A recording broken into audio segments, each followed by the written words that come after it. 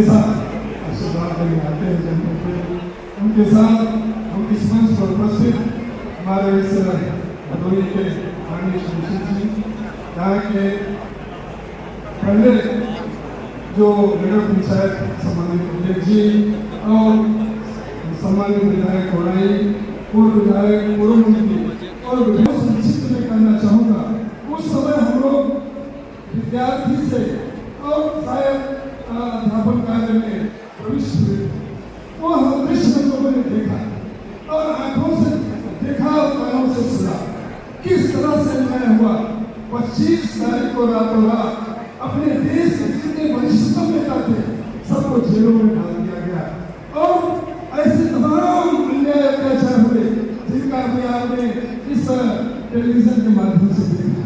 हम लोगों ने ये भी देखा कि ऐसे विद्यार्थियों को, पत्रकारों को, सिनेमा कर्मियों को, जो भी उस समय सत्ता के खिलाफ बोलने की हिम्मत करता था, रातों रात उसे विभिन्न धाराओं में जेल में डाल दिया जाता था।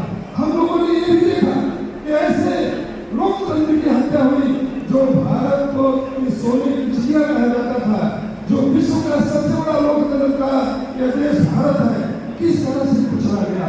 इंदिरा गांधी उस वक्त सत्ता को बचाने के लिए किस किस तरह का अत्याचार, अन्याय और अपने इस लोकतंत्र को कुचला।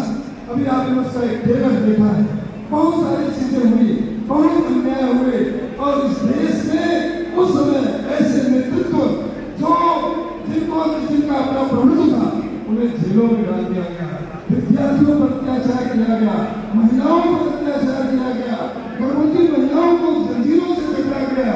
इतना ही नहीं, जितने भी अत्याचार प्रेस पर कुचला गया और चारों तरफ से आवाजें उठने लगी, हर तरफ अत्याचार के खिलाफ आवाजें आने लगी। मजबूर होकर के इस काला अध्याय को समाप्त करना पड़ा।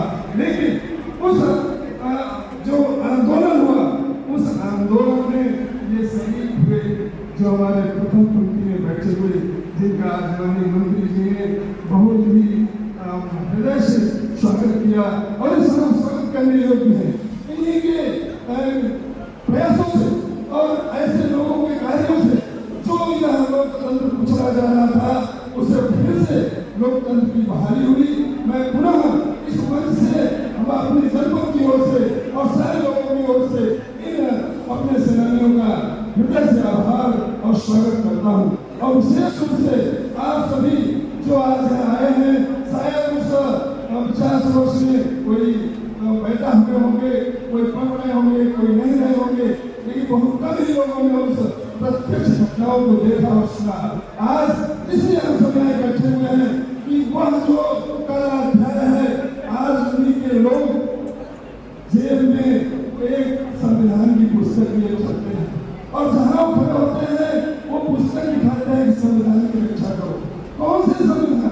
जिस संविधान को उनकी नानी ने समाप्त किया, उनकी नानी ने समाप्त किया, जिस संविधान को काले अध्याय में बदल दिया गया, जिस संविधान को काला अक्षरों से आज याद किया जाता है, आज वो संविधान की दिखाई देते हैं। उन्हें शर्म आनी चाहिए। उनके भी लोगों ने किस तरह से इस देश को कुचला है, संसार किया है, उसी की याद में हम सब आज यह काला अध्याय फिर से जनता के बीच में से लाते हैं।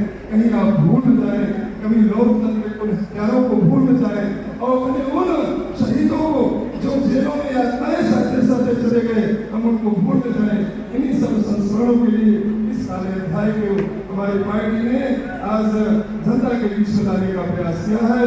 मैं पुनः आए हुए सभी अतिथियों का, सामने बैठे हुए सेनानियों का, मंचासीन सभी लोगों का हृदय से अभिवादन करते हुए, आपका सम्मान करते हुए अपनी बात को विराम देता हूँ।